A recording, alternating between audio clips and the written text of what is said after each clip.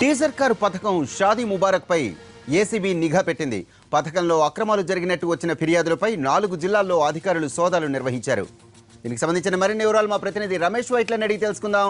రమేష్, చెప్పండి, షాదీ ముబారక్ పథకంలో అక్రమాలు, ఏసీబీ సోదాలకు సంబంధించిన పూర్తి వివరాలేంటి?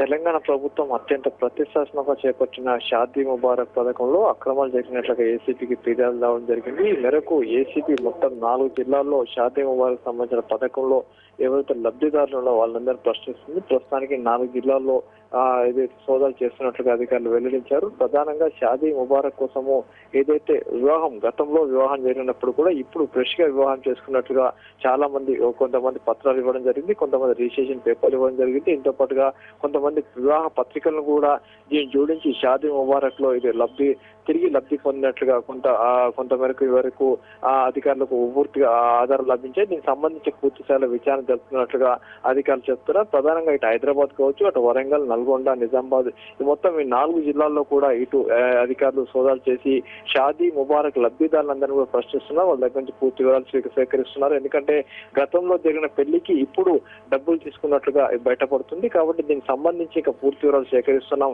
అవసరమైన పక్షంలో 10 జిల్లాలకు సంబంధించి అన్ని చోట్ల కూడా తాము ఆధారాలు సేకరించి వివరాలు సేకరిస్తామని చెప్పి ఏసీబీ అధికారులు కూడా చెప్తున్నారు. Right, thank you Ramesh.